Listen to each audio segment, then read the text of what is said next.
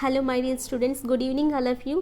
ఇందాక మనం ఆల్రెడీ ఏ టాపిక్ చూసామండి, పొటెన్షియల్ ఎనర్జీ అంటే ఏంటి తెలుసుకున్నాం కదా. ఇంతకుముందు కైనెటిక్ ఎనర్జీ తెలుసుకున్నాం, అలానే పొటెన్షియల్ ఎనర్జీ తెలుసుకున్నాం. అండ్ ఇంకోటి ఏంటంటే మనకి law of conservation of energy అంటే లాస్ట్ క్లాస్లో తెలుసుకున్నాం. అంటే ఎనర్జీ మనకి కొత్తగా క్రియేట్ అవ్వదు, అలానే డిస్ట్రాయ్ కూడా అవ్వదు. కానీ ఏమవుతుందమ్మా, అది ఒక ఫామ్ నుండి ఇంకో ఫామ్లోకి మారుతుంది. కానీ టోటల్గా మనకి ఎనర్జీ ఎలా ఉంటుంది, కాన్స్టెంట్ అని తెలుసుకున్నాం. ఈ సమ్మరీ కూడా మనం చూసాం. సో లాస్ట్ టాపిక్ ఏంటి అంటే మనకి ఇందులోని పవర్ అండి. చూడండి, నేను చెప్తున్నది నేను మీకు కాంపిటేటివ్ ఎగ్జామ్స్ సంబంధించే నేను చెప్తున్నానండి. కాకపోతే ఎన్సీఆర్టీ బేస్ నేను చెప్తున్నాను. నేను చేస్తున్నంతే ఎన్సీఆర్టీ 9th క్లాస్ రిలేటెడ్ అండి. నెక్స్ట్ 10th, ఇంటర్ అన్నీ కూడా కవర్ అవుతాయి. సో ఇప్పుడు మన లాస్ట్ టాపిక్ ఏంటంటే 9th క్లాస్ వరకు ఏంటంటే పవర్ అండి. పవర్ అంటే ఏంటమ్మా, మనందరికీ తెలుసు. ఇప్పుడు అందరూ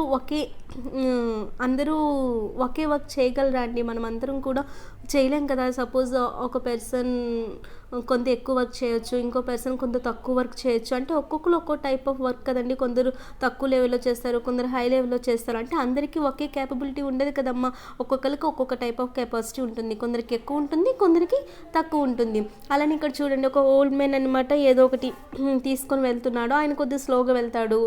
ఎప్పుడు మనకి యంగ్ మ్యాన్తో కంపేర్ చేసేటప్పుడు ఓల్డ్ మ్యాన్ కొద్దిగా స్లోగా వెళ్తాడు కదండి. అంటే ఆయన యొక్క కెపాసిటీ తక్కువ, యంగ్ మ్యాన్ యొక్క కెపాసిటీ అనమాట ఎక్కువ. అంతే కదమ్మా.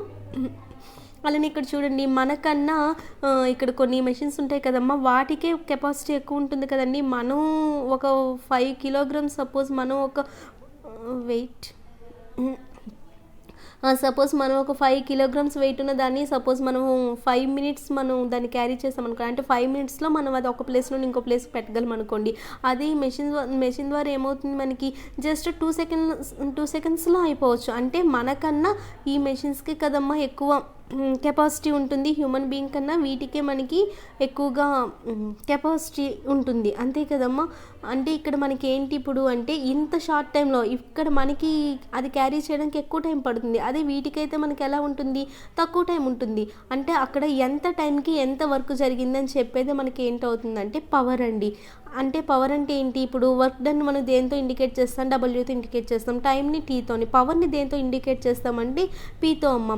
అంటే ఇంత యూనిట్ ఆఫ్ టైంకి అక్కడ జరిగిన వర్క్ని ఏమంటామంటే మనం పవర్ అని అంటాం. పవర్ అంటే సపోజ్ ఒక పర్సన్ 5 minutesలో చేయగల పని ఇంకో పర్సన్ ఒక 2 minutesలోనే చేయగలరు. అంటే ఒక్కొక్కరి కెపాసిటీ ఒక్కోలా ఉంటుంది. దాన్నే పవర్ అంటారండి. పవర్ అంటే ఇంత టైంకి ఎంత వర్క్ జరిగింది అని చెప్పేది ఏంటంటే పవర్ అమ్మ. సో నెక్స్ట్ మనకి పవర్కి మనకి ఇక్కడ పవర్ అంటే ఏంటమ్మా, work done per unit time. అంతే కదండి. యూనిట్ టైంకి అక్కడ ఎంత వర్క్ జరుగుతుందో చెప్పేది పవర్. అంటే మనకి ఇక్కడ ఫామ్లో ఏమవుతుంది, పవర్ అంటే P = ఎంత వర్క్ జరిగింది ఇంత టైంకి అని చెప్తుంది కదా. సో P = మనకి ఫామ్లో ఏంటమ్మా, W/T. పవర్ని ఏమంటామంటే తెలుగులో సామర్థ్యం = పని బై కాలం అండి. పవర్ మనకి ఏంటి, వర్క్ బై టైం అనమాట. అండ్ పవర్ అంటే మనకి ఇప్పుడు అర్థమైంది కదండి. పవర్ అనేది కొందరికి స్లోగా ఉంటుంది, అంటే వాళ్ళ కెపాసిటీ బట్టి అది అక్కడ డిపెండ్ అవుతుంది అనమాట. నెక్స్ట్ చూసుకుంటే ఇక్కడ ఏమవుతుందంటే మనకి మనకి ఏం చెప్తుందండి, ఇండివిజువల్గా ఎంత ఎబిలిటీ ఉందని చెప్పి మనకి అక్కడ చెప్తుంది అనమాట. ఒక పర్సన్కి ఎంత ఎబిలిటీ ఉంది, ఇంకో పర్సన్కి ఎంత ఎబిలిటీ ఉందని చెప్పి పవర్ అనేది మనకి చెప్తుంది. సో మనకి పవర్కి మనకి యూనిట్స్ ఏంటమ్మా, ఇప్పుడు మనకి పవర్ అంటే ఏంటి, మనకి వర్క్ బై టైం కదా. వర్క్కి మనకి ఏంటి, జౌల్స్ కదండి SAR/MKSలో. అండ్ టైంకి ఏంటమ్మా మనకి సెకండ్స్ కాబట్టి జౌల్ పర్ సెకండ్ అని అంటారండి. W అంటే మనకి వర్క్ బై మనకి టైం కదా. పవర్కి ఫామ్లో వర్క్కి ఏంటమ్మా మనకి జౌల్స్, అండ్ టైంకి ఏంటి మనకి సెకండ్స్. సో జౌల్ పర్ సెకండ్ని మనకి ఏమంటామంటే జేమ్స్ వాట్ సైంటిస్ట్ దాన్ని ఏమని చెప్పారంటే మనకి వాట్ అని చెప్పారనమాట. సో ఆయన నేమ్ మీదుగా మనకి ఇక్కడ ఏమొచ్చిందంటే వాట్ అండి. అంటే మనకి 1 watt = దేనికి ఈక్వల్ అమ్మా అంటే 1 joule/second అండి. దీనికి ఈక్వల్ అనమాట. అర్థమయ్యండి. యూనిట్ ఆఫ్ మనకి పవర్ దేనికండి, SAR/MKS యూనిట్స్లో మనకి పవర్కి మనకి ఫార్ములా ఏంటి, వర్క్ బై టైం. వర్క్ ఏంటమ్మా మనకి జౌల్ బై టైం అంటే సెకండ్. ఈ జౌల్ పర్ సెకండ్ని మనం ఏమంటామంటే 1 watt అని అంటాం. వాట్ని దేంతో ఇండికేట్ చేస్తామంటే W అండి. గుర్తుంచుకోండి అమ్మా, 1 watt దేనికి ఈక్వల్ అంటే 1 joule/second. ఇది అర్థమైంది కదా. అంటే మనకి వాట్ అండి ఇక్కడ మనకి పవర్కి మనకి యూనిట్స్ వచ్చాయి కదండి, జౌల్ పర్ సెకండ్, దాన్ని ఏమంటామండి 1 వాట్ అని అంటాము. దీన్ని బట్టి మనకి వాట్ అంటే డెఫినేషన్ ఏంటమ్మా చెప్పొచ్చు కదా, అంటే అక్కడ 1 సెకండ్కి అక్కడ ఎంత ఎనర్జీ, ఇక్కడ ఎంత ఎనర్జీ మనకి అక్కడ యూజ్ చేసుకుందండి, 1 సెకండ్కి 1 జౌల్ ఎనర్జీని, అంటే దాని యొక్క కెపాసిటీ ఎంత, 1 సెకండ్ టైంకి 1 జౌల్ ఆఫ్ ఎనర్జీని అది అక్కడ యూజ్ చేసుకుంది. అది దేనికి ఈక్వల్ అంటే మనకి 1 వాట్ కండి. మనకి 1 వాట్ ఈక్వల్ టు ఎలా రాసుకోవచ్చమ్మా మనము, 1 జౌల్ పర్ సెకండ్ అని ఆల్రెడీ ఇంతకు ముందు చెప్పాను కదా. అంటే ఇక్కడ మీనింగ్ ఏంటి, మనకి పవర్ అనేది ఇక్కడ పవర్ని ఇక్కడ మనం ఎలా చెప్పొచ్చు, మనం అంటే వాట్ని మనం ఇక్కడ ఎలా చెప్పొచ్చు, వాట్ అంటే 1 సెకండ్కి అక్కడ ఎంత ఎనర్జీని అది యూజ్ చేసుకుంది, 1 జౌల్ ఎనర్జీని యూజ్ చేసుకుంది. అది అక్కడ ఏమవుతుందంటే 1 వాట్ అవుతుంది అనమాట. అండ్ నెక్స్ట్ ఇక్కడ మనకి ఎలా చెప్పొచ్చు అండి, ఇప్పుడు కొంత మనకి వర్క్ అనేది మనకి ఎలా జరిగిందని చెప్తాము. ఇప్పుడు ఆల్రెడీ మనం నిన్న ఎగ్జాంపుల్స్లో చూసాము, ఆయన ఒక కూలీ సపోజ్ మనకు ఆ ఎక్స్తో అక్కడ వుడ్ని కట్ చేస్తున్నాడు. అప్పుడు అక్కడ ఎలా మనం చెప్పాం వర్క్ జరిగిందని, ఆయన కొంత ఎనర్జీని కన్జ్యూమ్ చేసుకున్నాడు కదండి. కొంత ఎనర్జీని కన్జ్యూమ్ చేసుకున్నప్పుడే అక్కడ మనకు వర్క్ అనేది జరుగుతుందని తెలుస్తుంది. కొంత ఎనర్జీని యూజ్ చేసుకున్నప్పుడే కదండి అక్కడ ఆయన నిల్చొని ఆయన అక్కడ దాన్ని యాక్స్ని జస్ట్ పట్టుకొని ఉన్నాడు, దాన్ని అక్కడ వుడ్ని కట్ చేయలేదంటే అక్కడ మనకి పని జరగలేనట్టే కదా. అంటే ఆయన కొంత ఎనర్జీని యూజ్ చేసేటప్పుడు మనకు అక్కడ వర్క్ అనేది జరుగుతుందని తెలుసు కదమ్మా. అంటే వర్క్ డన్ని మనం ఇంకా ఎలా చెప్పొచ్చు అంటే అమౌంట్ ఆఫ్ ఎనర్జీ కన్జ్యూమ్డ్, అంటే ఎంత ఎనర్జీని మనం యూజ్ చేసుకున్నామని కూడా మనకు అక్కడ వర్క్ అనేది చెప్తుంది. సో మనం పవర్ని ఎలా రాయొచ్చు, మనకి పవర్ అంటే ఏంటి ఫార్ములా అమ్మ, మనకి వర్క్ బై టైం కదా. పవర్ అంటే మనకి అక్కడ ఎంత ఇంత టైంలో ఎంత వర్క్ జరిగిందని చెప్పేదే కదా పవర్. కాబట్టి ఇక్కడ మనకి పవర్ అంటే ఏంటి, మనకి వర్క్ బై టైం. ఈ వర్క్ని మనం ఎలా రాసుకోవచ్చు, మళ్ళీ వర్క్ని మనం అమౌంట్ ఆఫ్ ఎనర్జీ కన్జ్యూమ్డ్ అని చెప్పి రాసుకోవచ్చు కదా, అది బై టైం అని రాసుకోవచ్చు కదా. అంటే దాన్ని బట్టి మనకి పవర్కి ఇంకా ఏంటి వస్తుందమ్మా ఫార్ములా, పవర్ని ఇంకా మనం ఎనర్జీ టర్మ్స్లో ఎలా చెప్పొచ్చు అంటే energy consumed per unit time అండి. అంటే ఇంత టైంకి ఎంత ఎనర్జీ కన్జ్యూమ్ అయిందని కూడా చెప్పొచ్చు.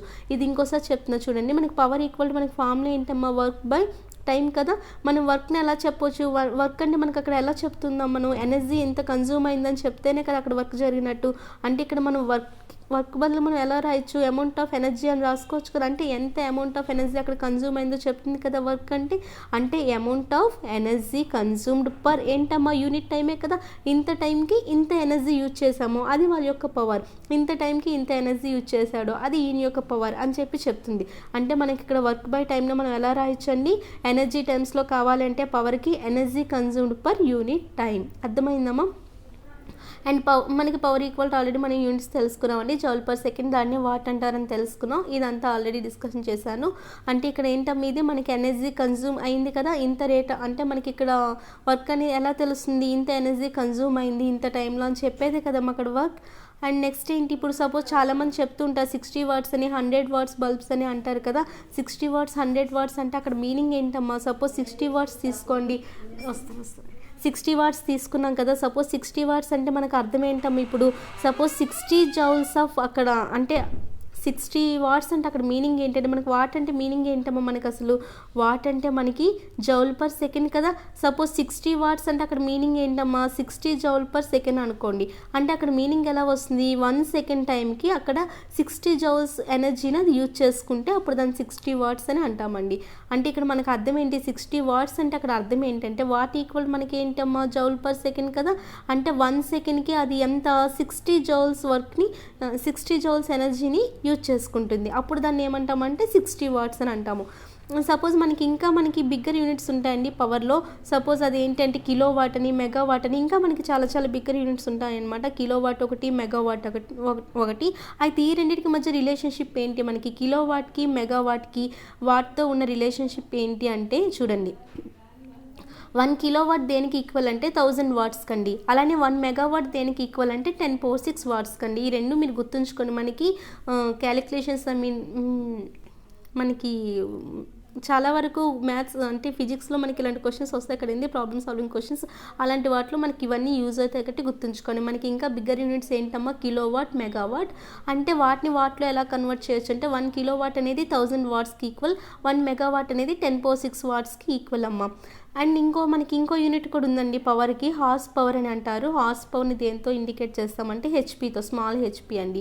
ఇంకోటి ఏంటమ్మా యూనిట్ మనకి హార్స్ పవర్. దానికి వాట్స్లో ఎలా చెప్పొచ్చు అంటే 1 horse power equal to 746 watts అండి. 1 హార్స్ పవర్ ఈక్వల్ టు దేనికమ్మ ఈక్వల్ మనకి 746 వాట్స్కి ఈక్వల్. ఇవన్నీ గుర్తుంచుకోండి. 1 కిలోవాట్ దేనికి ఈక్వల్, 1 మెగావాట్ దేనికి ఈక్వల్, 1 హార్స్ పవర్ దేనికి ఈక్వల్. అయితే ఈ హార్స్ పవర్ అనేది మనకి ఎక్కడ నుండి వచ్చిందంటే మనకు అప్పుడు జేమ్స్ వాట్ అనేది ఆయన స్టీమ్ ఇంజిన్ యూజ్ చేసేటప్పుడు ఆయన అక్కడ స్టీమ్ ఇంజిన్ అనేది ఎన్ని హార్స్ పవర్స్కి ఈక్వల్ అని చెప్పి ఆయన అప్పుడు చెప్పాడండి. ఆయన ఏం చేశారంటే 1 స్టీమ్ ఇంజిన్ అక్కడ మెజర్ చేయాలంటే అక్కడ ఎన్ని హార్సెస్ దానికి ఈక్వల్ అని చెప్పి ఆయన అప్పుడు చెప్పాడు. కాబట్టి అప్పుడు ఆయన దానికి మనకి ఈ హార్స్ని యూజ్ చేశారనమాట. ఆ హార్స్ పవర్ అనేది మనకి ఎంతకి ఈక్వల్ అంటే 746 వాట్స్కి ఈక్వల్ అమ్మ. అండ్ ఇంకా మనకి ఇక్కడ బైక్స్లో చూసుకుంటే మనకు అక్కడ బీహెచ్పి అని ఉంటుందండి ముందుది. బీహెచ్పి అంటే బ్రేక్ హార్స్ పవర్ అంటే ఇది ఇంకా అడ్వాన్స్ లెవెల్ అనమాట. ఇది ఇప్పుడు ఇంకా అడ్వాన్స్ లెవెల్. ఇది బ్రేక్ హార్స్ పవర్ అనేది నెక్స్ట్ అడ్వాన్స్ లెవెల్ అనమాట. నెక్స్ట్ ఇంకా మనకి ఎలక్ట్రికల్ ఎనర్జీ కోసం మీకు ఇప్పుడు ఏమర్థమైందమ్మా, మనకి ఇంతవరకు అర్థమైంది కదా. అండ్ మనకి ఎలక్ట్రికల్ ఎనర్జీ ఎలా కమర్షియల్ యూనిట్ ఏంటి అంటే చూడండి, అంటే ఇప్పుడు మన కమర్షియల్ యూనిట్ ఆఫ్ ఎలక్ట్రికల్ ఎనర్జీగా దేని చెప్తామంటే కిలో వాట్ అండి. 1 కిలోవాట్ అవర్ అంటే KWH అని రాస్తారండి. 1 కిలోవాట్ అవర్ని ఏమంటామంటే commercial unit of electrical energy అండి. మనం చాలా చూసాం మనం ఎనర్జీకి మనం యూనిట్స్. అలానే ఇది ఇంకో యూనిట్ అండి. ఇప్పుడున్న కమర్షియల్ యూనిట్ ఏంటంటే కిలోవాట్ అవర్ అండి. దీని గురించి తెలుసుకుంటే చూడండి, 1 కిలోవాట్ అవర్ దేనికి ఈక్వల్ అంటే 1000 వాట్స్కి అండి.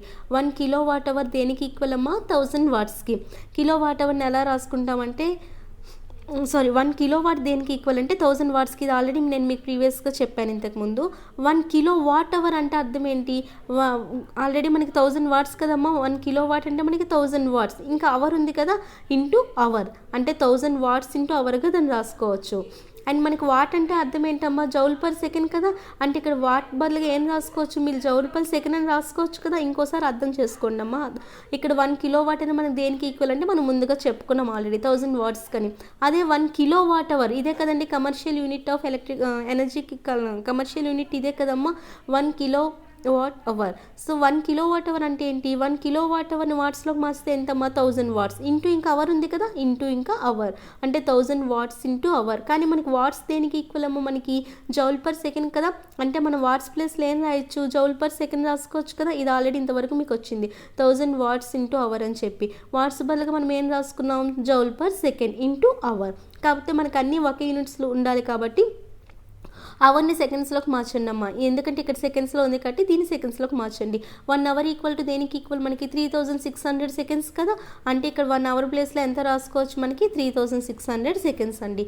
అదే మనం ఇక్కడ రాసుకున్నామమ్మా 1000 joule per second into 3600 seconds. దాన్ని ఇంకా మీరు చేస్తే అక్కడ ఏమవుతుందమ్మా అది మీరు క్యాలిక్యులేషన్ చేస్తే మీకు సెకండ్కి పోతుంది. సెకండ్కి పోయేటప్పుడు మనకి ఇంకా ఎంత వస్తుందమ్మా ఇక్కడ 36 ఇంటూ ఇక్కడ ఎంత ఉందమ్మా 36 ఇంటూ ఇది 10 స్క్వేరే కదా. ఇక్కడ 10 స్క్వేర్ 1000 అంటే 10 క్యూబ్ కదమ్మా. ఇక్కడ 10 క్యూబ్ ఉంది, ఇక్కడ 10 స్క్వేర్ ఉంది. రెండింటిని ఎలా రాయొచ్చు 10⁵ అని రాయొచ్చు.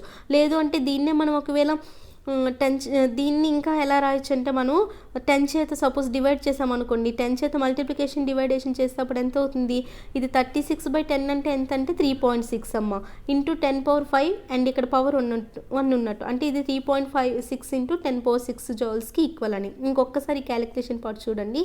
మనకి కమర్షియల్ యూనిట్ అంటే మనకి ఏంటమ్మా దీనికి ఎలక్ట్రికల్ ఎనర్జీ కమర్షియల్ యూనిట్ అనమాట 1 కిలోవాట్ అవర్. అంటే 1 కిలోవాట్ అని ఎలా రాసుకోవచ్చు మనం 1 కిలోవాట్ బదులుగా ఎంత రాసుకోవచ్చు 1000 వాట్స్ కదా into hour. 1000 watts into hour. ఈ వాట్స్ని ఎలా రాసుకున్నాం అని జౌల్ పర్ సెకండ్గా రాసుకున్నాం కాబట్టి 1000 వాట్స్ బదులుగా ఏం రాసుకున్నామో joule per second into hour. కాకపోతే ఇక్కడ సెకండ్స్లో ఉంది కాబట్టి మనకి ఎప్పుడైనా మ్యాథ్స్ మనకి ఇలా చేసేటప్పుడు అన్నీ ఒకే యూనిట్స్లో ఉండేలా తెలుసుకోండి. అవర్ని కూడా సెకండ్స్లోకి మార్చితే ఎంత అవుతుంది 1 అవర్ ఈక్వల్ టు 3600 సెకండ్స్. కాబట్టి మనం దీన్ని ఎలా రాయొచ్చు మనం ఇంకా 1000 వాట్స్ ఇంటూ అవర్ని 1000 joule per second into 3600 seconds కదా.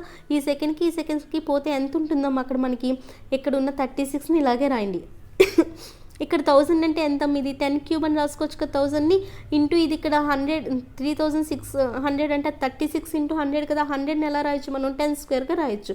ఈ రెండు బేస్ ఈక్వల్ కాబట్టి మల్టిప్లికేషన్లో ఉండేటప్పుడు పవర్స్ని యాడ్ చేయాలి. అప్పుడు ఇది ఎంత అవుతుందమ్మా 36 ఇంటూ 10⁵ కదా. 36 ఇంటూ 10⁵ వచ్చింది. ఇలా అయినా రాసుకోవచ్చు.